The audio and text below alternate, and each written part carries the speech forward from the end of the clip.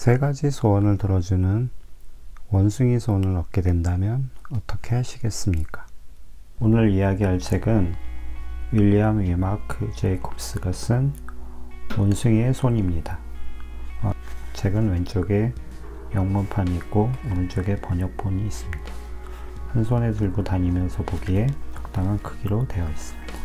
신중히 바라라. 어쩌면 얻게 될지니. 작자 미상의 의미심장한 구절로 시작하는 이 소설은 우리에게 묻고 있습니다. 가지지 못한 것을 얻기 위해 지금의 현실을 송두리째 걸 수 있는가? 원숭이의 손은 그동안 여러 연극과 영화에서 줄거리가 그대로 사용되었고 그림이나 예술 행위로 각색되어 널리 활용되어 왔습니다.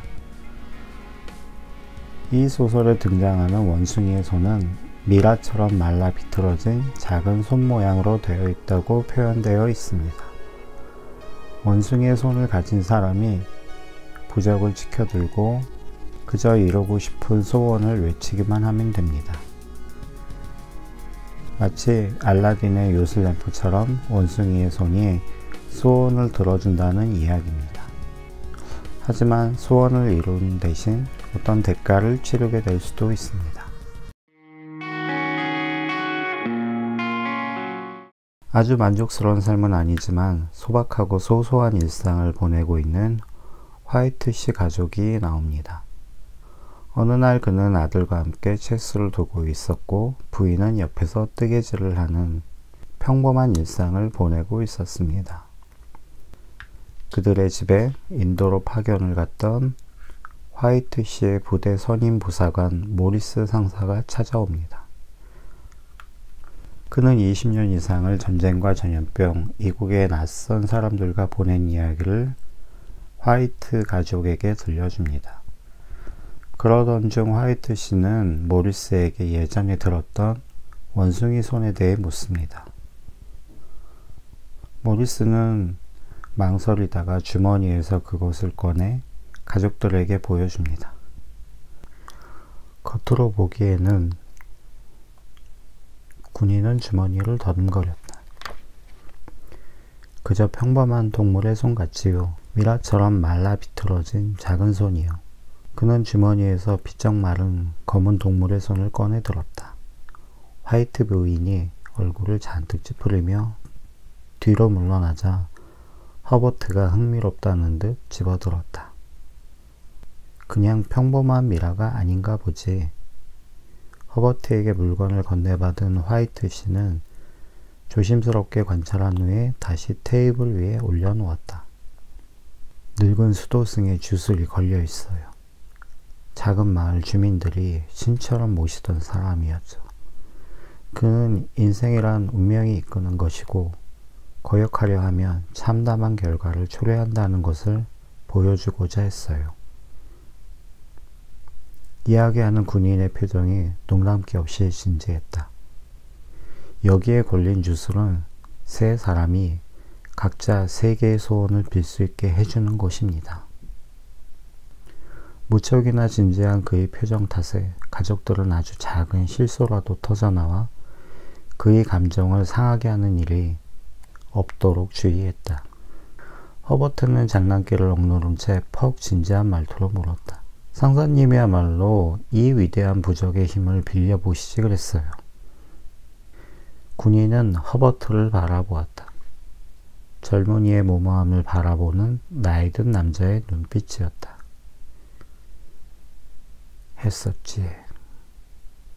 술기운에 발갛게 달아올랐던 군인의 얼굴이 희게 질렸다. 진짜로 소원이 이루어졌나요? 부인이 물었다. 네.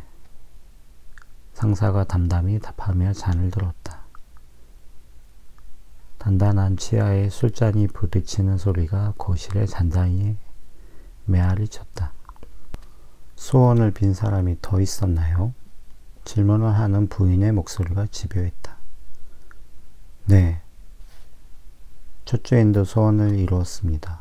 처음 2개의 소원은 뭐였는지 모릅니다만 마지막 소원은 자신을 죽여달라는 것이었습니다. 그래서 이 물건이 제 손으로 들어오게 된 것이죠. 만약 자네가 소원 3개를 더 빌 수 있다면 말이야. 화이트시의 집요한 눈빛이 군인을 향했다. 다시 소원을 빌 텐가? 글쎄요. 그가 답했다. 글쎄요. 태우는 게 좋을 겁니다. 군인이 충고했다. 모리스, 자네에게 쓸모없는 물건이라면 나에게 주게나. 그럴 수 없습니다. 군인은 완강히 거절했다. 저는 분명 불 속으로 던졌습니다. 그러니 무슨 일이 일어나든 나를 원망하지 마십시오. 사라져야 마땅한 물건입니다. 화이트시는 이제 자신의 것이 된 물건을 가까이서 관찰하며 물었다. 소원은 어떻게 비는 거지? 오른손에 치켜들고 큰 소리로 소원을 외치시면 되지만 군인은 충고를 거듭했다. 저는 분명히 경고했습니다. 그 원숭이 손을 탐내는 화이트시에게 차라리 태워버리는 게 좋겠다고 말하고 떠납니다. 이제 원숭이의 손은 화이트시가 가지게 되었습니다. 그는 어떤 소원을 빌 것인지 고민하다가 한 가지 소원을 말합니다.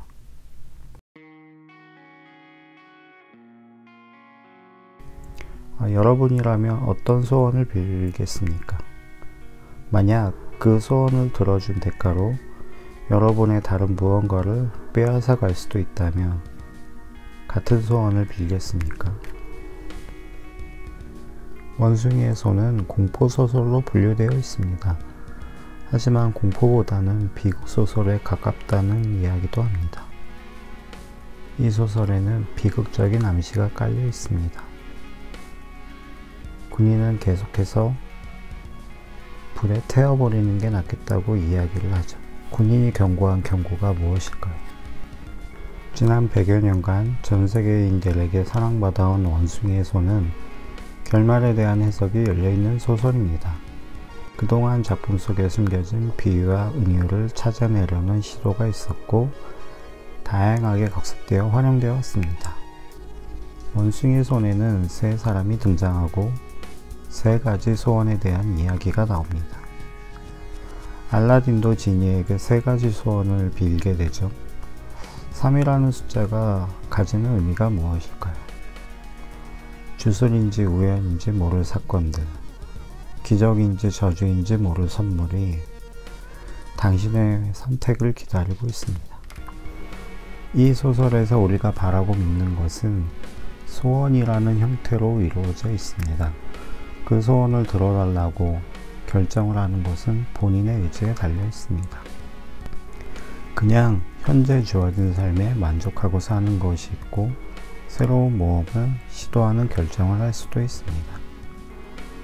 만약 지금 결정한 것들로 인해 앞으로의 삶이 달라진다면 어떻게 하겠습니까? 원숭이의 손은 짧은 이야기 속에 자유의지를 믿고 삶을 개척하기 위해 부단히 애쓰며 살아갈 것인지 아니면 피할 수 없으리라 체념하고 운명에 순응하며 살아갈 것인지를 묻고 있습니다. 세 가지 소원을 들어주는 원숭이 손을 얻게 된다면 어떻게 하시겠습니까?